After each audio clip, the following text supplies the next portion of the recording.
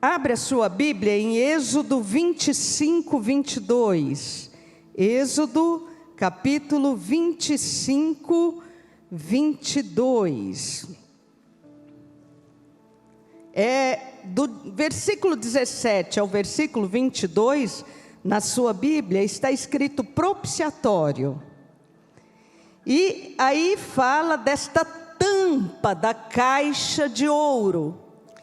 E no versículo 22 está escrito o seguinte, joga na tela para mim: ali virei a ti, de cima do propiciatório, do meio dos dois querubins que estão sobre a arca do testemunho, falarei contigo acerca de tudo que eu te ordenar para os filhos de Israel.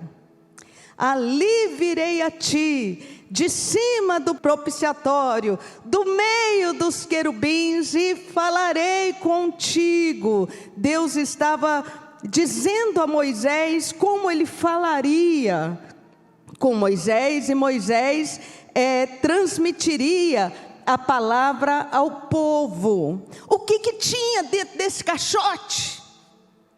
O que existia dentro desse caixote? Existia o bordão de Arão que floresceu. Depois você estuda a história. O bordão de Arão que floresceu identificava Arão como sacerdote. Então era um bordão, um cajado ministerial, de identificação ministerial. Quem aqui tem um ministério diante do Senhor? Levanta a mão, por favor. Quer dizer que o seu bordão espiritualmente floresceu. Dentro desta caixa existia esse bordão, esse cajado de Arão.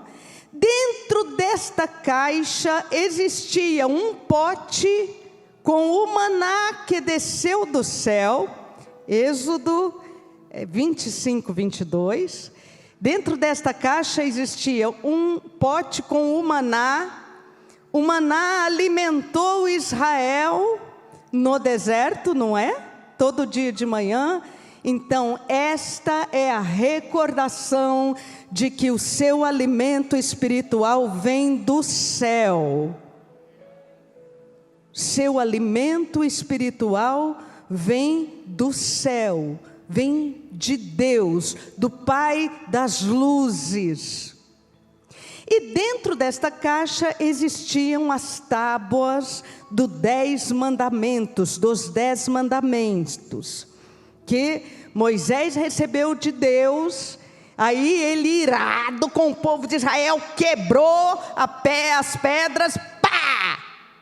Aí Deus falou para ele o seguinte: sobe novamente e agora você vai escrever. E Moisés escreveu novamente por 40 dias os 10 mandamentos em tábuas e colocou dentro da arca. Tremenda representação de Deus, não é não? Não é? Tremenda representação da presença de Deus, da lembrança de Deus. Esta arca da aliança ia à frente das batalhas. A gente canta: vem com Josué lutar em Jericó, maravilha. Só que adiante da batalha de Jericó iam os levitas levando a arca, os sacerdotes tocando chofar. A presença de Deus é quem nos dá as vitórias. As vitórias vêm pela presença de Deus. Pois bem, a Bíblia não esconde nada. A Bíblia é um livro muito abençoado, não é um livro só de vitórias. Tem derrotas na Bíblia. Existem derrotas do povo de Israel. Não existem só acertos na Bíblia, existem os erros também dos homens de Deus. Porque todos somos humanos e existem acertos e erros. E a Bíblia não esconde nada. Então o povo de Israel se afastou de Deus. O povo de Israel virou as costas para Deus e se afastou. Eu gosto muito da figura do que representa a nuvem no deserto, não é? Eu vou tentar fazer aqui, com o pão da ceia. A nuvem no deserto, nuvem, Shekinah, a presença de Deus. A Bíblia diz que a nuvem no deserto protegia Israel do sol escaldante. E o povo de Israel era orientado a caminhar embaixo da nuvem,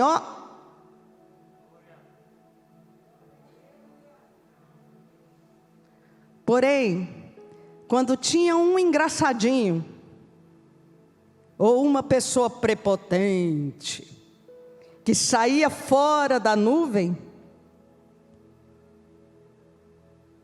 saía fora da proteção de Deus. Saía fora da proteção de Deus. E assim continuou. E continua até hoje. Se você quer proteção de Deus, alinhe a sua vida com a nuvem de Deus, alinhe a sua vida com a palavra de Deus, porque Deus não tem acepção de pessoas, Deus tem princípios na sua palavra. Deus tem princípios na sua palavra.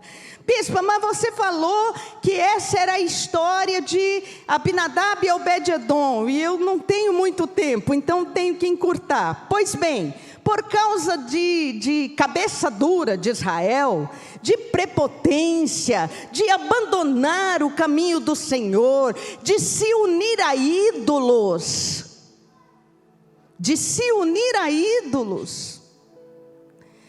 a presença de Deus se afasta e Israel tem uma tremenda derrota. Quem é que lembra da história de Samuel? Samuel. E o menino corre para ver se era Eli. Quem lembra dessa história? Você lembra? Pois bem, estamos nesta época. Você vai abrir a sua Bíblia agora comigo em 1 Samuel, capítulo 5 de 1 Samuel.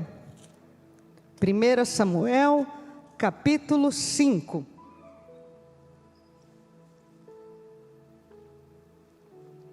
A arca estava em Siló. O sacerdote Eli e a sua família tomavam conta da arca. O povo vinha até Siló para falar com Deus, para ouvir a voz de Deus, para ter a bênção de Deus. Ali sacrificavam. Assim fez Eucana e Ana, os pais de Samuel. Deixaram Samuel ali em Siló. Era um lugar, Siló. E a arca estava ali, e a família de Eli tremendamente corrupta, longe de Deus. E Deus fala a Samuel, dizendo: eu vou fazer uma coisa em Israel, que vai doer no ouvido de todo mundo que ouvir vai doer. Porque o povo de Israel abandonou a minha presença. E isto aconteceu, uma tremenda batalha, e logicamente, aquele exército, né, agora longe de Deus, mas lembrando dos simbolismos, lembrando do símbolo. A batalha se aperta contra os filisteus, e eles pegam e falam assim: busca a arca. Busca a arca da aliança. E lá foi gente buscar a arca da aliança. E Hofni e Finéias, se tem alguma mamãe aí grávida de menino, excelentes nomes, Hofni e Finéias. E Hofni e Finéias, que eram os filhos de Eli, vão adiante da arca, corruptos, corrompidos, longe de Deus, sem valorizar a presença de Deus, sem valorizar as coisas de Deus. Capítulo 5, olha aqui,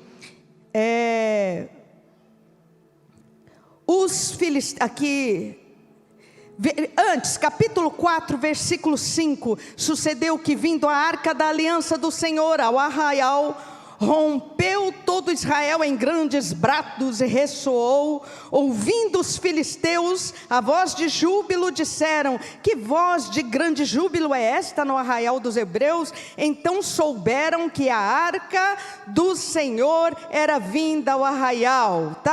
Mas eu quero te dizer, a arca do Senhor, sem a presença do Senhor, é só um móvel. É só um móvel. Deixa eu te lembrar uma coisa. O que nós temos hoje, século 21, 2021, o que nós temos hoje de palpável da presença de Deus? Quem souber, levanta aí para mim. O que nós temos hoje de palpável da presença de Deus? Você pode levantar aí para mim? Levanta e faz assim, ó. Pode ser no aplicativo, tem problema não. Levanta e faz assim. Isso aqui eu pego. Isso aqui é símbolo da presença de Deus. Isto aqui é vida. É vida. Porém, fechada lá dentro da sua casa, não surte efeito nenhum. É como a arca naquela batalha. Capítulo 5, versículo 1, os filisteus tomaram a arca.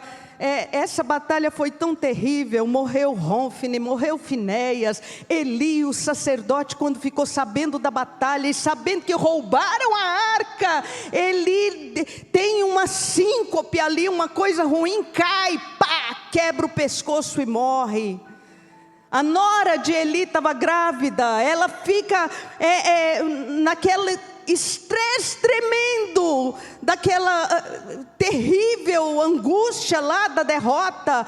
E quando ela sabe que a arca da aliança foi tomada de Israel, ela dá à luz a um filho, e ela diz: e acabou a glória de Israel, foi-se a glória de Israel. Os filisteus tomaram a arca de Deus, capítulo 5, versículo 1, e levaram de Ebenezer a Asdod. Tomaram os filisteus a arca de Deus e a meteram na casa de Dagom. E junto a este, levantando-se, porém, de madrugada, os de Asdod, no dia seguinte, eis que Dagom estava com o rosto em terra diante da arca do Senhor. Tomaram-no e tornaram a pô-lo em seu lugar, aquela estátua daquele deus pagão. Versículo 4, levantando-se de madrugada no dia seguinte, pela manhã, eis que Dagom jazia caído de bruços, no chão, diante da arca do Senhor. A sua cabeça e as suas mãos estavam cortadas sobre o limiar, e dele ficara apenas o tronco. Por isso, os sacerdotes de Dagom e todos os que entram no templo não lhe pisam o limiar em Asdod até o dia de hoje, o dia em que foi escrito isso aqui. Ô bispa, mas você não falou que a arca sem a presença de Deus é só um móvel? Mas Deus queria deixar uma mensagem para toda a humanidade. E a mensagem é: diante de Deus, Satanás cai de bruço, tem a sua cabeça cortada, quer dizer, os planos são nulos, e as suas mãos cortadas. Ele não pode tocar o servo de Deus que está diante de Deus. Essa é a grande mensagem da arca diante de Dagom. Deus não se deixa vencer pelo mal. Deus não é vencido pelo mal. Pelo contrário, Ele diz: eu criei o ferreiro que assola. Toda arma forjada contra ti não prosperará, e toda língua que se levantar contra ti em juízo, tu a condenarás. Esta é a herança dos servos do Senhor. Quem pode levantar as duas mãos e falar assim: glória a Deus, estou guardado.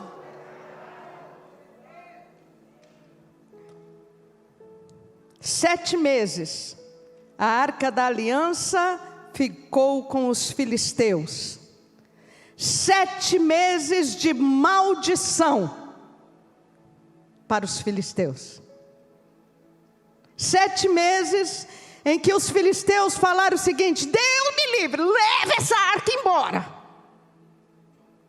Está escrito isso aí, versículo 11. Então enviaram mensageiros e congregaram todos os príncipes dos filisteus e disseram: devolvei a arca de Deus de Israel e torne ela para o seu lugar, para que não nos mate a nós nem ao nosso povo, porque havia terror de morte. Capítulo 6, versículo 1. 7 meses esteve a arca do Senhor na terra dos filisteus, e foi grande ruína no meio deles.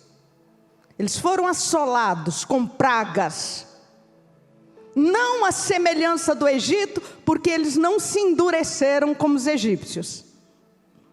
Eles viraram e falaram: devolve rapidinho. Depois você lê o capítulo 6 de 1 Samuel, tá bom? Conta para as crianças. O capítulo 6 de 1 Samuel mostram vacas crentes, viu? Tem vaca mais obediente do que servo de Deus, viu?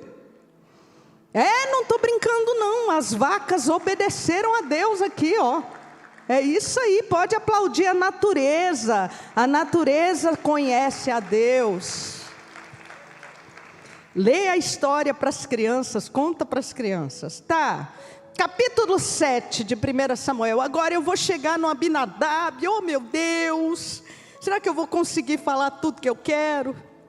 Vou chegar no Abinadab aqui, capítulo 7, versículo 1. Então enviaram os homens de Quiriate-Jearim e levaram a arca do Senhor à casa de Abinadab. Abinadab era um levita. Levaram a arca do Senhor à casa de Abinadab, no outeiro, e consagraram a Eleazar seu filho, para que guardasse a arca do Senhor, na casa dele, na casa de Abinadab.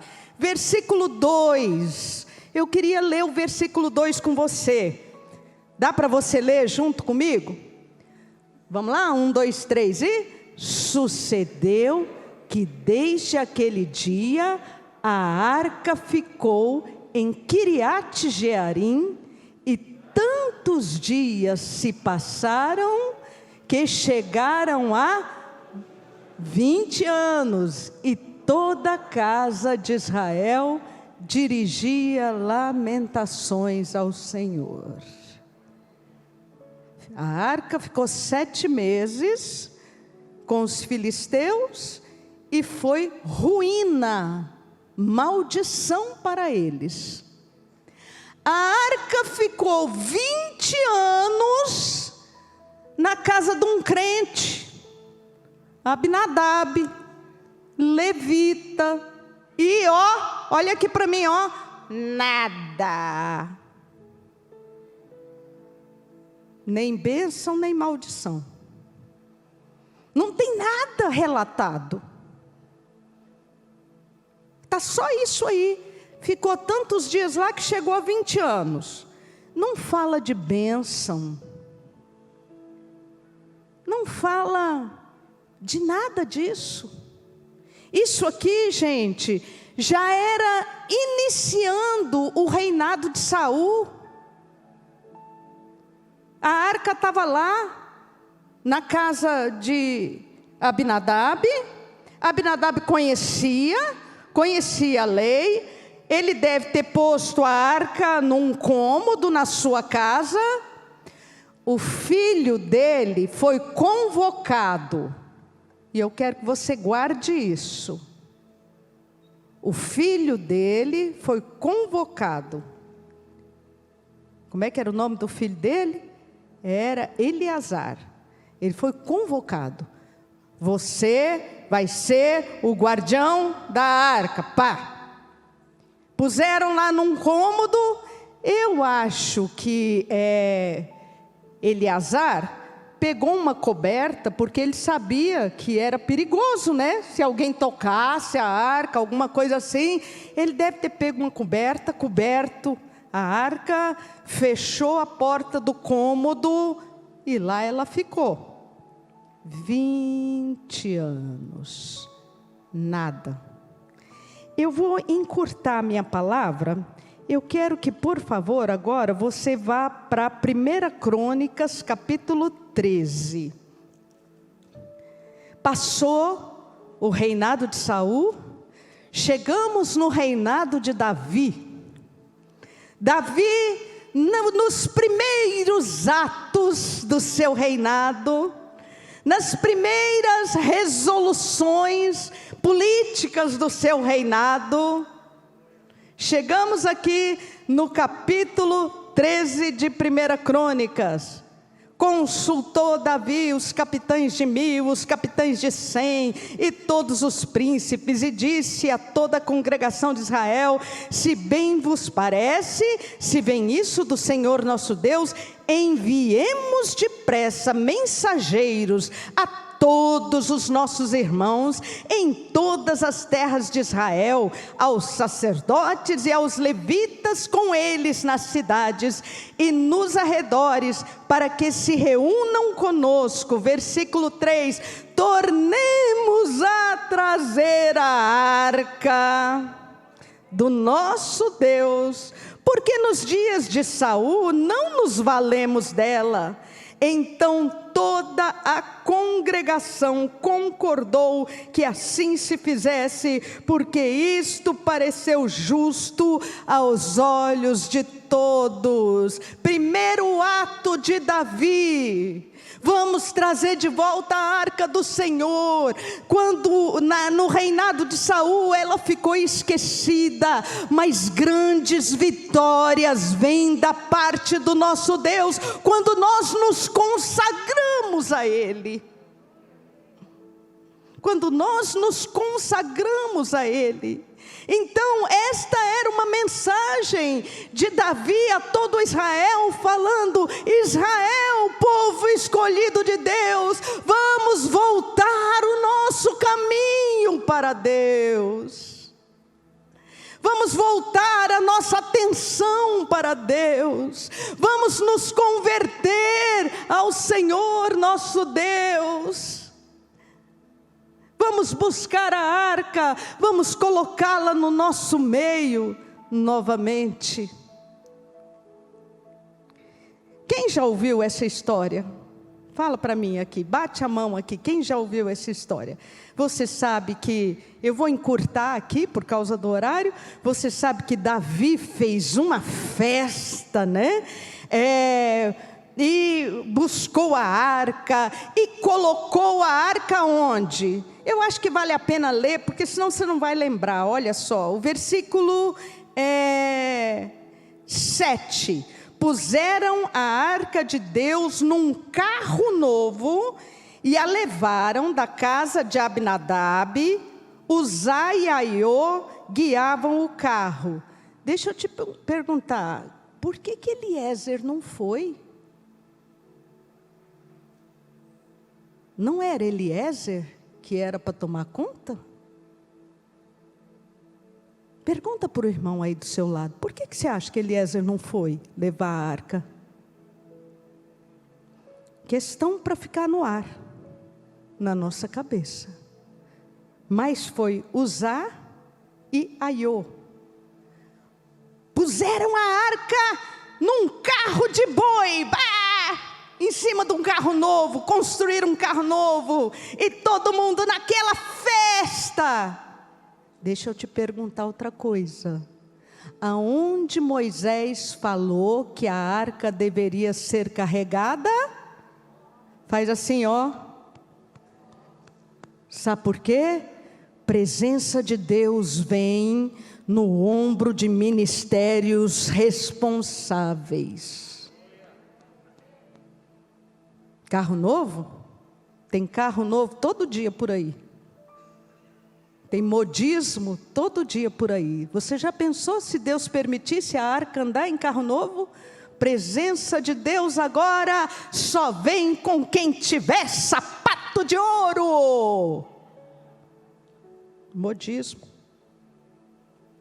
Presença de Deus agora, então vou trazer para nós, viu bem? A nossa moda. Presença de Deus agora só vem com o jeitão da fonte da vida. Para adorar.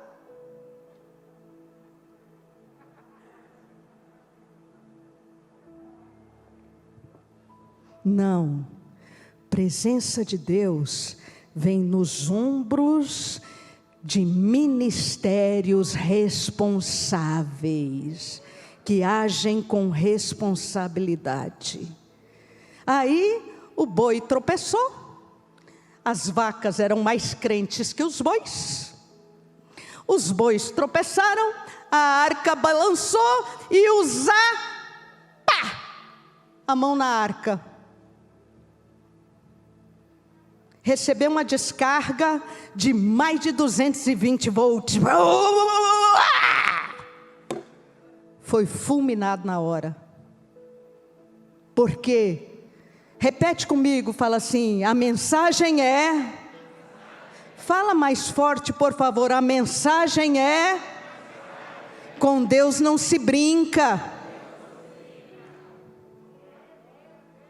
A mensagem é... Com Deus não se brinca. Por que eu estou dizendo isso?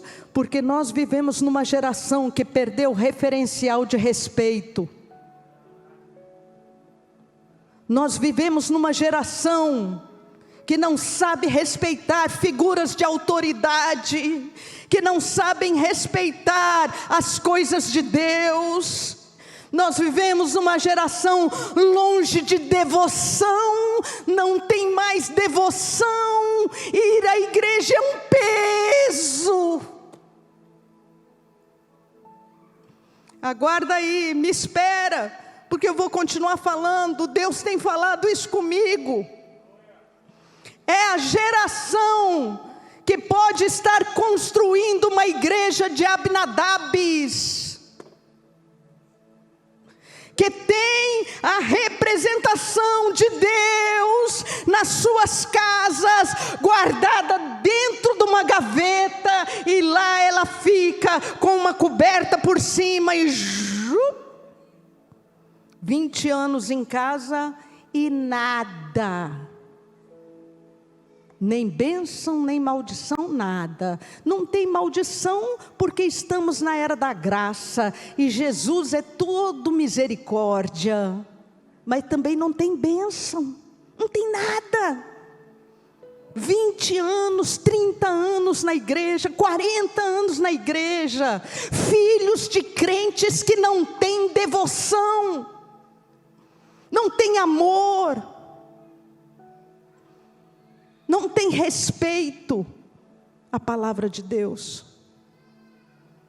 E a arca está lá, guardada, 20 anos, e olha aqui para mim, ó, nada de nada, não tem nada, não faz diferença. Não faz diferença. Mas aí nós checamos no cara. E eu quero declarar que esta igreja aqui é a igreja de Obed-edom. Por favor, versículo 12, 13 e 14, joga aqui na tela para mim, do capítulo 13. Temeu Davi naquele dia e disse: como trarei a arca de Deus para mim? Espera aí, Davi lembrou. A Deus eu não posso servir como eu quero. Não é assim. A Deus eu tenho que servir como a palavra de Deus diz. Eu não posso pegar a arca e botar num carro novo. Eu tenho que fazer como está escrito. Davi lembrou que não se brinca com o Deus vivo. Não use o nome de Deus em vão. Está escrito isso nos 10 mandamentos. Não se brinca com Deus vivo. Todo pecado será perdoado, mas a blasfêmia contra o Espírito Santo não tem perdão. Não se brinca com Deus. Davi lembrou disso. Davi falou: peraí, eu conheço os meus erros, eu conheço os meus problemas. Como vou trazer a arca de Deus para Jerusalém? Ela é uma arma de guerra. Pode morrer muita gente. Olha o que aconteceu com os filisteus. Olha o que aconteceu antes com o juízo de Deus no Egito. Como trarei a arca para Jerusalém? Versículo 13. Pelo que Davi não trouxe a arca para si, para a cidade de Davi, mas a fez levar à casa de Obed-edom o geteu. Versículo 14, eu queria que você lesse junto comigo. Vamos lá, desculpa quem está assistindo em casa, mas leia também junto com a gente. Vamos lá? 1, 2, 3 e... Assim ficou a arca de Deus com a família de Obed-edom por 3 meses em sua casa, e o Senhor abençoou a casa de Obed-edom e tudo o que ele tinha. Oh, glória a Deus! Aqui, 7 meses com os filisteus, maldição. 20 anos ou mais com Abinadab e nada. 3 meses na casa de Obed-edom e bênção que fez diferença. Todo mundo viu.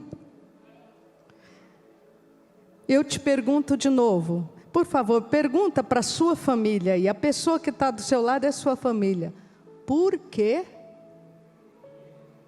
Deus não tem acepção de pessoas. Por quê? Por que para Abinadab não fez diferença e para Obed-edom fez essa diferença toda? Por quê? Olha aqui para mim. Honra.